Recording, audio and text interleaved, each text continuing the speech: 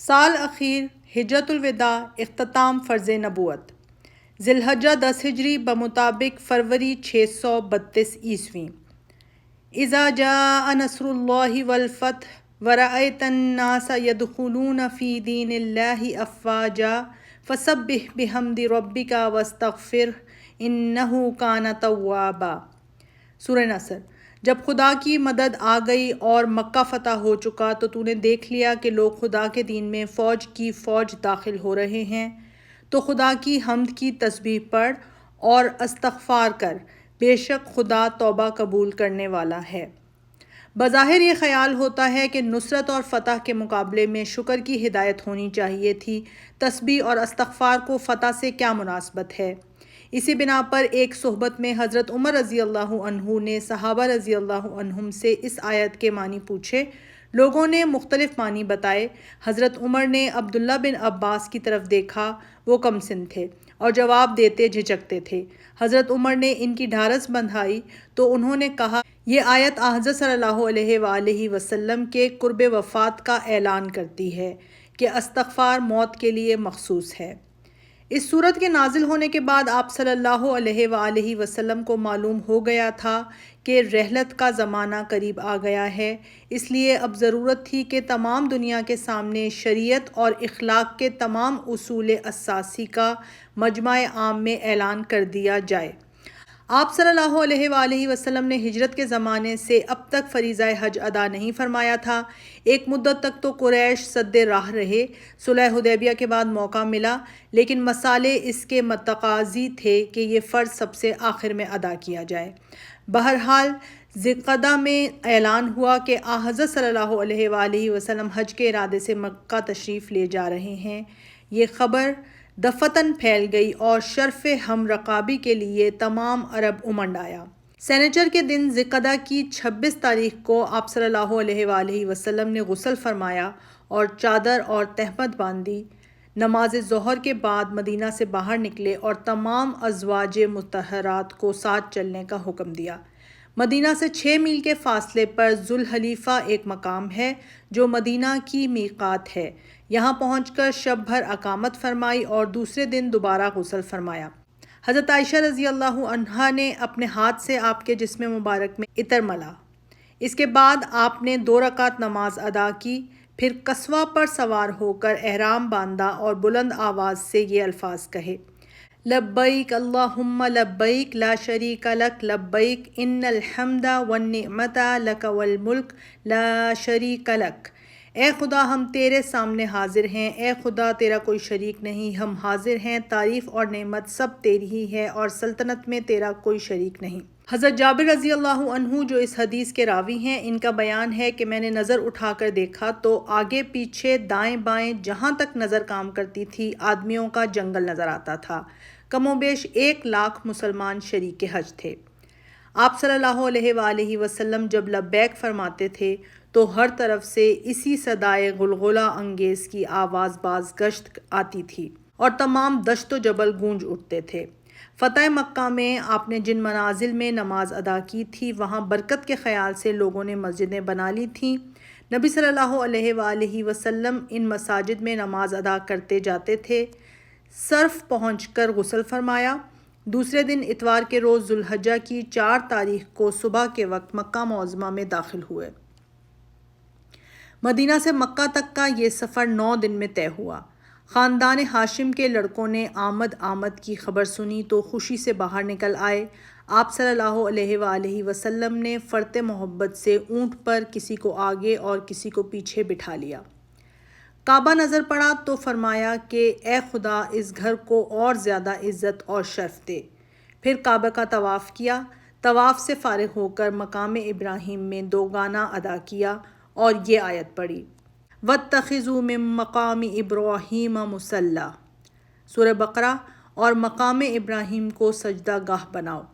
صفا پر پہنچے تو یہ آیت پڑھی، إِنَّ الصَّفَا وَالْمَرْوَةَ مِن شَعَائِرِ اللّٰہ۔ صفا اور مروہ خدا کی نشانیاں ہیں۔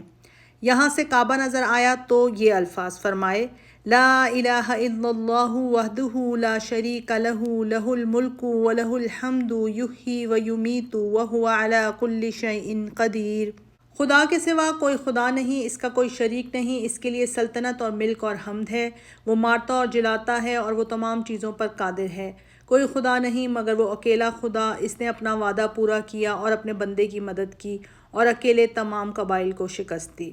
صفا سے اتر کر مروہ پر تشریف لائے، یہاں بھی دعا و تہلیل کی۔ اہل عرب ایام حج میں عمرہ ناجائز سمجھتے تھے۔ صفا و مروہ کے طواف سعی سے فارغ ہو کر آپ نے ان لوگوں کو جن کے ساتھ قربانی کے جانور نہیں تھے عمرہ تمام کر کے احرام اتارنے کا حکم دیا۔ بعض صحابہ نے گزشتہ رسوم ملوفہ کی بنا پر اس حکم کی بجاوری میں معذرت کی۔ آپ صلی اللہ علیہ وآلہ وسلم نے فرمایا، اگر میرے ساتھ قربانی کے اونٹ نہ ہوتے تو میں بھی ایسا ہی کرتا۔ حضرت علی رضی اللہ عنہ کچھ پہلے یمن بھیجے گئے تھے۔ اسی وقت وہ یمنی حاجیوں کا قافلہ لے کر مکہ میں وارد ہوئے۔ چونکہ ان کے ساتھ قربانی کے جانور تھے اس لیے انہوں نے احرام نہیں اتارا۔ جمعرات کے روز 8ویں تاریخ کو آپ نے تمام مسلمانوں کے ساتھ منا میں قیام فرمایا۔ دوسرے دن 9 ذی الحجہ کو جمعے کے روز صبح کی نماز پڑھ کر منا سے روانہ ہوئے۔ قریش کا معمول تھا کہ جب مکہ سے حج کے لیے نکلتے تھے تو عرفات کے بجائے مزدلفہ میں قیام کرتے تھے جو حرم کے حدود میں تھا۔ ان کا خیال تھا کہ قریش نے اگر حرم کے سوا کسی اور مقام میں مناسک حج ادا کیے تو ان کی شان یکتائی میں فرق آ جائے گا، لیکن اسلام کو جو مساوات عام قائم کرنی تھی اس کے لحاظ سے یہ تخصیص روا نہیں رکھی جا سکتی تھی۔ اس لیے خدا نے حکم دیا، ثم افیضوا من حیث افاض الناس، آپ بھی عام لوگوں کے ساتھ عرفات میں آئیں، اور یہ اعلان کرا دیا، اپنے مقدس مقامات میں ٹھہرے رہو کہ تم اپنے باپ ابراہیم کی وراثت ہو۔ یعنی عرفہ میں حاجیوں کا قیام حضرت ابراہیم علیہ السلام کی یادگار ہے اور انہی نے اس مقام کو اس غرض خاص کے لیے متعین کیا ہے۔ عرفات میں ایک مقام نمرہ ہے، وہاں آپ صلی اللہ علیہ وآلہ وسلم نے ایک کمبل کے خیمے میں قیام فرمایا۔ دوپہر ڈھل گئی تو ناقہ پر جس کا نام قصوہ تھا سوار ہو کر میدان میں آئے اور ناقہ ہی کے اوپر سے خطبہ پڑھا۔ آج پہلا دن تھا کہ اسلام اپنے جاہ و جلال کے ساتھ نمودار ہوا اور جاہلیت کی تمام بیہودہ مراسم کو مٹا دیا۔ اس لیے آپ صلی اللہ علیہ وآلہ وسلم نے فرمایا، ہاں جاہلیت کے تمام دستور میرے دونوں پاؤں کے نیچے ہیں۔ تکمیل انسانی کی منزل میں سب سے بڑا سنگ راہ امتیاز مراتب تھا جو دنیا کی تمام قوموں نے، تمام مذاہب نے، تمام ممالک نے مختلف صورتوں میں قائم کر رکھا تھا۔ سلاطین سایہ یزدانی تھے جس کے آگے کسی کو چوں چرا کی مجال نہ تھی۔ آئمہ مذہب کے ساتھ کوئی شخص مسائل مذہبی میں گفتگو کا مجاز نہ تھا۔ شرفا رذیلوں سے بالاتر مخلوق تھی، غلام آقا کے ہمسر نہیں ہو سکتے تھے۔ آج یہ تمام فرقے، یہ تمام امتیازات، یہ تمام حد بندیاں دفتن ٹوٹ گئیں۔ لوگو، بے شک تمہارا رب ایک ہے اور بے شک تمہارا باپ ایک ہے۔ ہاں عربی کو اجمی پر، اجمی کو عربی پر، سرخ کو سیاہ پر اور سیاہ کو سرخ پر کوئی فضیلت نہیں مگر تقویٰ کے سبب سے۔ ہر مسلمان دوسرے مسلمان کا بھائی ہے اور مسلمان باہم بھائی بھائی ہیں۔ تمہارے غلام، جو خود کھاؤ وہی ان کو کھلاؤ، جو خود پہنو وہی ان کو پہناؤ۔ عرب میں کسی خاندان کا کوئی شخص کسی کے ہاتھ سے قتل ہوتا تو اس کا انتقام لینا خاندانی فرض ہو جاتا تھا، یہاں تک کہ سینکڑوں برس گزر جانے پر بھی فرض باقی رہتا تھا اور اسی بنا پر لڑائیوں کا ایک غیر منقطع سلسلہ قائم ہو جاتا تھا اور عرب کی زمین ہمیشہ خون سے رنگین رہتی تھی۔ آج یہ سب قدیم رسم، عرب کا سب سے مقدم فخر، خاندان کا پرفخر مشغلہ برباد کر دیا جاتا ہے اور اس کے لیے نبوت کا منادی سب سے پہلے اپنا نمونہ پیش کرتا ہے۔ جاہلیت کے تمام خون یعنی انتقام خون باطل کر دیے گئے اور سب سے پہلے میں اپنے خاندان کا خون، ربیہ بن الحارث کے بیٹے کا خون باطل کر دیتا ہوں۔ تمام عرب میں سودی کاروبار کا ایک جال پھیلا ہوا تھا جس سے غربا کا ریشہ جکڑا ہوا تھا اور ہمیشہ کے لیے وہ اپنے قرض خواہوں کے غلام بن گئے تھے۔ آج وہ دن ہے کہ اس جال کا تار تار الگ ہوتا ہے۔ اس فرض کی تکمیل کے لیے بھی معلم حق سب سے پہلے اپنے خاندان کو پیش کرتا ہے۔ جاہلیت کے تمام سود بھی باطل کر دیے گئے اور سب سے پہلے اپنے خاندان کا سود، عباس بن عبد المطلب کا سود باطل کرتا ہوں۔ آج تک عورتیں ایک جائیداد منقولہ تھیں جو قمار بازیوں میں داؤں پر چڑھاوی جا سکتی تھیں۔ آج پہلا دن ہے کہ یہ گروہ مظلوم، یہ صنف لطیف، یہ جوہر نازک قدردانی کا تاج پہنتا ہے۔ عورتوں کے معاملے میں خدا سے ڈرو۔ تمہارا عورتوں اور عورتوں کا تم پر حق ہے۔ عرب میں جان و مال کی کچھ قیمت نہ تھی۔ جو شخص چاہتا تھا قتل کر دیتا تھا اور جس کا مال چاہتا تھا چھین لیتا تھا۔ آج امن و سلامتی کا بادشاہ تمام دنیا کو صلح کا پیغام سناتا ہے۔ تمہارا خون اور تمہارا مال تا قیامت اس طرح حرام ہے جس طرح یہ دن اس مہینے میں اور اس شہر میں حرام ہے۔ اسلام سے پہلے بڑے بڑے مذاہب دنیا میں پیدا ہوئے، لیکن ان کی بنیاد خود صاحب شریعت کے تحریری اصول پر نہ تھی۔ ان کو خدا کی طرف سے جو ہدایتیں ملی تھیں، بندوں کی ہوس پرستیوں نے ان کی حقیقت گم کر دی تھی۔ ابدی مذہب کا پیغمبر اپنی زندگی کے بعد ہدایت ربانی کا مجموعہ خود اپنے ہاتھ سے اپنی امت کے سپرد کرتا ہے اور تاکید کرتا ہے، میں تم میں ایک چیز چھوڑتا ہوں، اگر تم نے اس کو مضبوط پکڑ لیا تو گمراہ نہ ہوگے۔ وہ چیز کیا ہے؟ کتاب اللہ۔ اس کے بعد آپ نے چند اصولی احکام کا اعلان فرمایا۔ خدا نے ہر حقدار کو از روئے وراثت اس کا حق دے دیا۔ اب کسی کو وارث کے حق میں وصیت جائز نہیں۔ لڑکا اس کا ہے جس کے بستر پر پیدا ہوا، زنا کار کے لیے پتھر ہے اور اس کا حساب خدا کے ذمہ ہے۔ جو لڑکا اپنے باپ کے علاوہ کسی اور کے نسب سے ہونے کا دعویٰ کرے اور جو غلام اپنے مولا کے سوا کسی اور طرف اپنی نسبت کرے، اس پر خدا کی لعنت ہے۔ ہاں، عورت کو اپنے شوہر کے مال میں سے اس کی اجازت کے بغیر کچھ دینا جائز نہیں۔ قرض ادا کیا جائے، عاریت واپس کی جائے، عطیہ لوٹایا جائے، ضامن تاوان کا ذمہ دار ہے۔ یہ فرما کر آپ صلی اللہ علیہ وآلہ وسلم نے مجمع عام کی طرف خطاب کیا، تم سے خدا کے ہاں میری نسبت پوچھا جائے گا، تم کیا جواب دو گے؟ صحابہ رضی اللہ عنہم نے عرض کی، ہم کہیں گے کہ آپ نے خدا کا پیغام پہنچا دیا اور اپنا فرض ادا کر دیا۔ آپ نے آسمان کی طرف انگلی اٹھائی اور 3 بار فرمایا، اے خدا تو گواہ رہنا۔ عین اس وقت جب آپ یہ فرض نبوت ادا کر رہے تھے، یہ آیت اتری، الیوم اکملت لکم دینکم واتممت علیکم نعمتی ورضیت لکم الاسلام دینا۔ میں نے آج تمہارے لیے دین کو مکمل کر دیا اور اپنی نعمت تمام کر دی اور تمہارے لیے مذہب اسلام کو منتخب کر لیا۔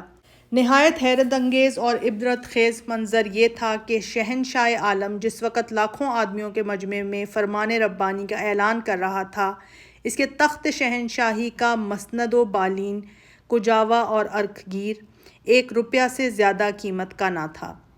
خطبے سے فارغ ہو کر آپ نے حضرت بلال رضی اللہ عنہ کو اذان کا حکم دیا اور ظہر اور عصر کی نماز ایک ساتھ ادا کی۔ پھر ناکہ پر سوار ہو کر موقوف تشریف لائے اور وہاں کھڑے ہو کر دیر تک قبلہ رو دعا میں مصروف رہے۔ جب آفتاب ڈوبنے لگا تو آپ صلی اللہ علیہ وآلہ وسلم نے وہاں سے چلنے کی تیاری کی۔ حضرت اسامہ بن زید کو اونٹ پر پیچھے بٹھا لیا۔ آپ ناکے کی زمام کھینچے ہوئے تھے، یہاں تک کہ اس کی گردن کجاوے میں آ کر لگتی تھی۔ لوگوں کے ہجوم سے ایک اضطراب سا پیدا ہو گیا تھا۔ لوگوں کو دستراس سے، اور بخاری میں ہے کہ کوڑا سے آپ صلی اللہ علیہ وآلہ وسلم اشارہ کرتے جاتے تھے کہ آہستہ آہستہ، اور زبان مبارک سے ارشاد فرما رہے تھے، لوگو سکون کے ساتھ، لوگو سکون کے ساتھ۔ اثنائے راہ میں ایک جگہ اتر کر طہارت کی۔ اسامہ رضی اللہ عنہ نے کہا، یا رسول اللہ، نماز کا وقت تنگ ہو رہا ہے۔ فرمایا، نماز کا موقع آگے آتا ہے۔ تھوڑی دیر کے بعد آپ صلی اللہ علیہ وآلہ وسلم تمام قافلے کے ساتھ مزدلفہ پہنچے۔ یہاں پہلے مغرب کی نماز پڑھی، اس کے بعد لوگوں نے اپنے اپنے پڑاؤ پر جا کر سواریوں کو بٹھایا۔ ابھی سامان کھولنے بھی نہ پائے تھے کہ فوراً ہی عشاء کی تکبیر ہوئی۔ نماز سے فارغ ہو کر آپ لیٹ گئے اور صبح تک آرام فرمایا۔ بیچ میں روزانہ دستور کے خلاف عبادت شبانہ کے لیے بیدار نہ ہوئے۔ محدثین نے لکھا ہے کہ یہی ایک شب ہے جس میں آپ صلی اللہ علیہ وآلہ وسلم نے نماز تہجد ادا نہیں فرمائی۔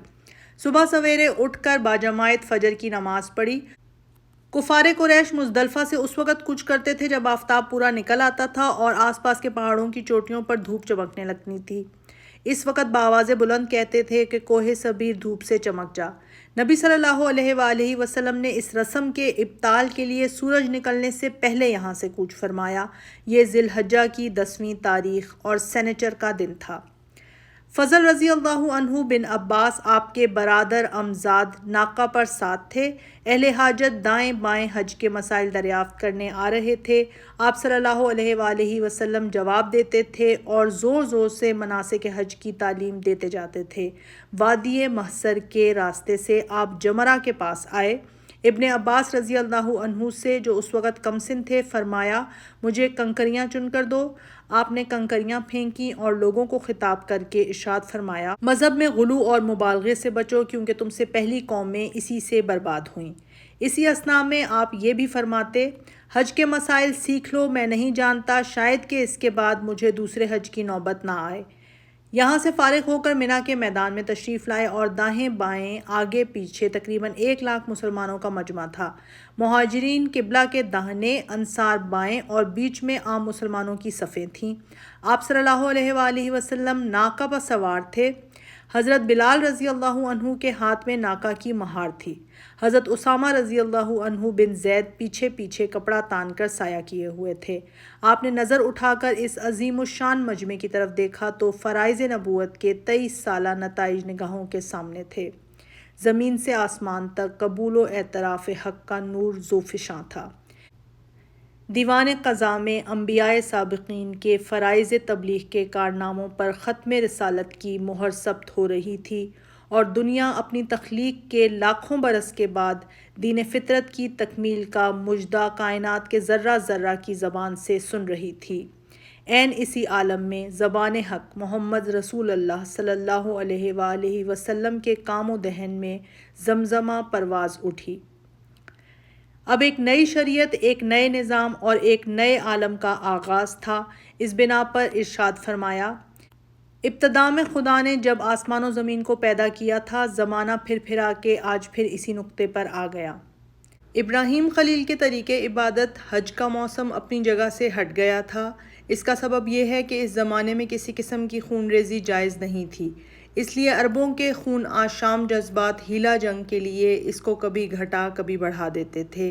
آج وہ دن آیا کہ اس اجتماع عظیم کے اشہر حرم کی تعین کر دی جائے۔ آپ نے فرمایا سال کے 12 مہینے ہیں جن میں 4 مہینے قابل احترام ہیں، 3 تو متواتر مہینے ہیں، ذوالقعدہ، ذوالحجہ اور محرم، اور چوتھا رجب مدر کا مہینہ جو جمادی الثانی اور شعبان کے بیچ میں ہے۔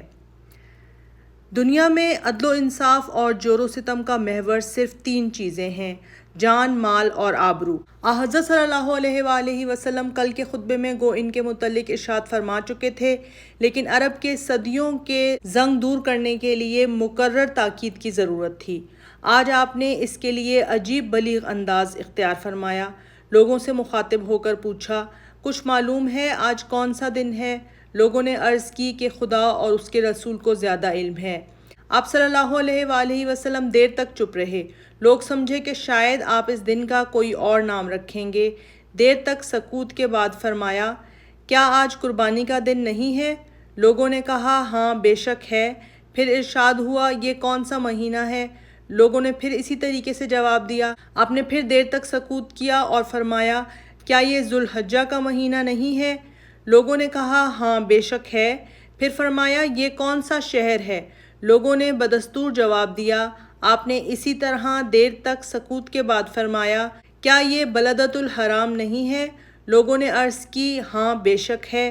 جب سامعین کے دل میں یہ خیال پوری طرح جاگزیں ہو چکا کہ آج کا دن بھی، مہینہ بھی اور خود شہر بھی محترم ہے، یعنی اس دن میں اس مقام میں جنگ اور خون ریزی جائز نہیں، تب فرمایا تو تمہارا خون، تمہارا مال اور تمہاری آبرو تا قیامت اسی طرح محترم ہے جس طرح یہ دن اس مہینے میں اور اس شہر میں محترم ہے۔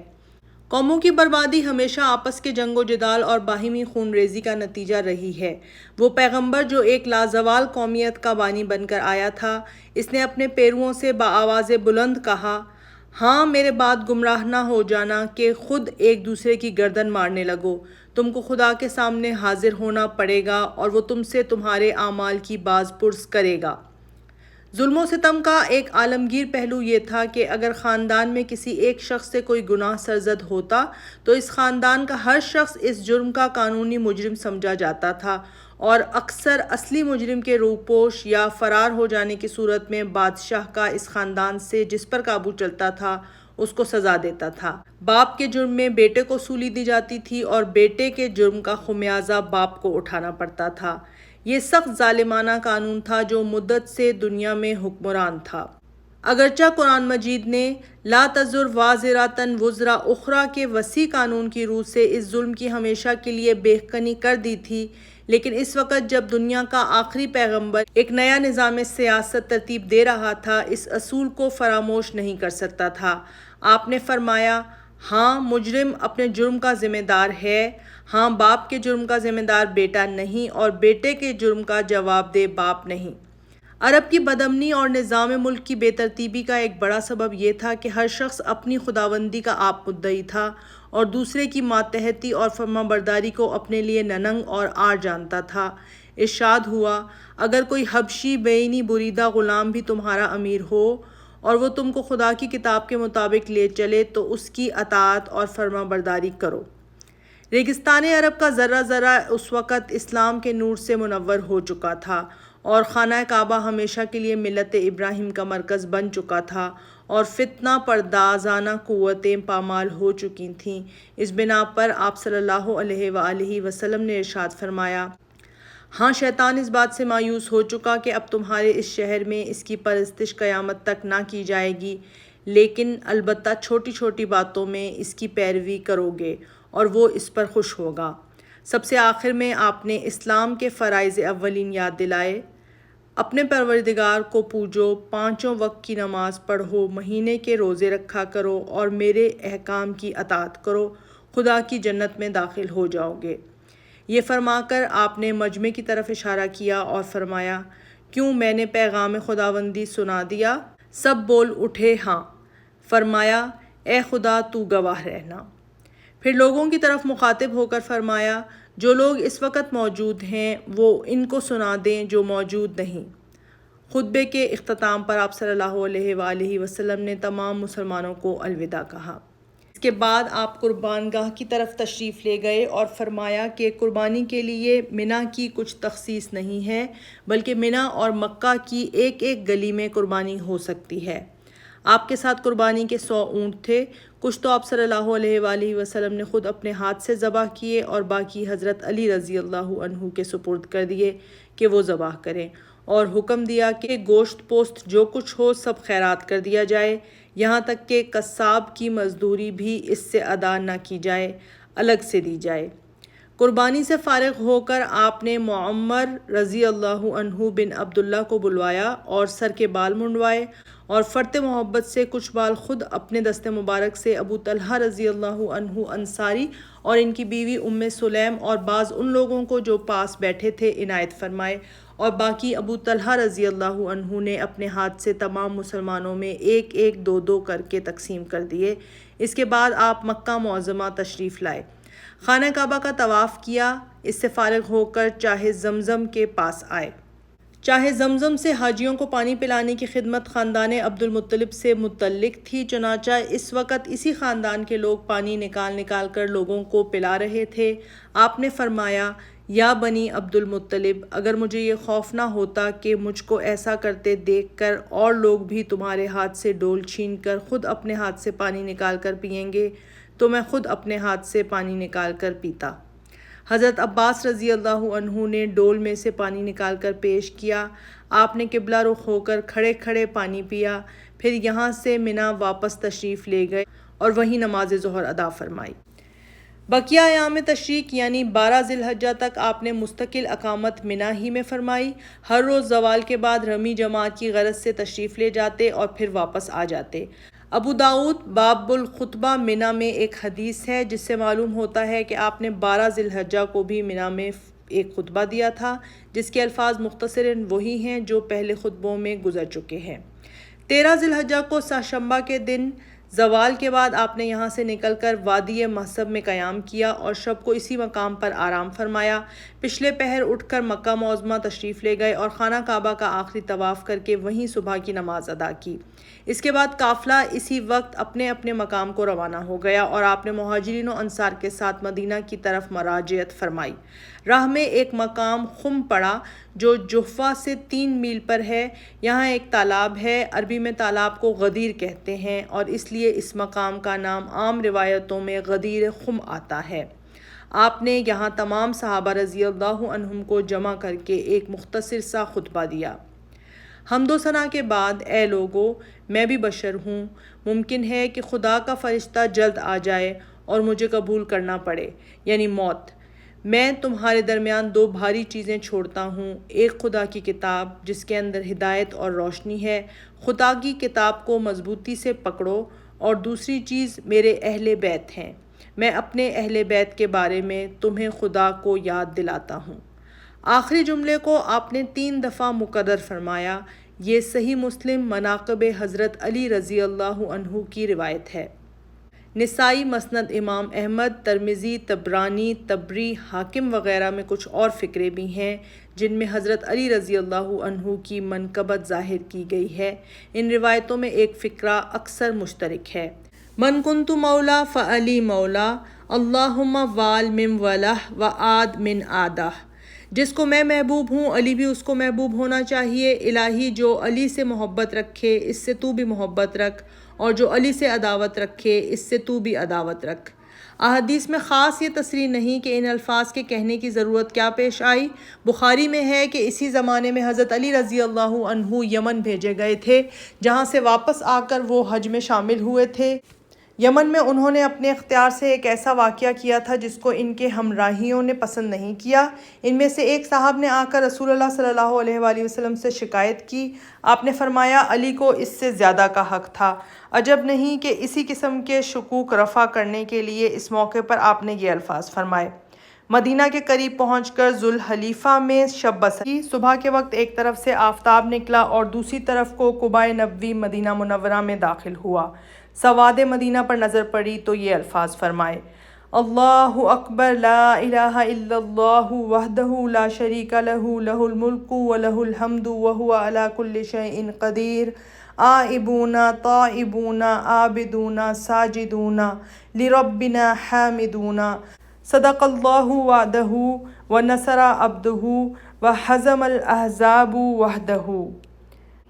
خدا بزرگ و برتر ہے، اس کے سوا کوئی خدا نہیں، کوئی اس کا شریک نہیں، بس اسی کی سلطنت ہے، اسی کے لیے مدح و ستائش ہے، وہ ہر بات پر قادر ہے۔ لوٹے آ رہے ہیں توبہ کرتے ہوئے فرما بردارانہ، زمین پر پیشانی رکھ کر اپنے پروردگار کی مدح و ستائش میں مصروف ہو کر۔ خدا نے اپنا وعدہ سچا کیا، اپنے بندے کی نصرت کی اور تمام قبائل کو تنہا شکست دی۔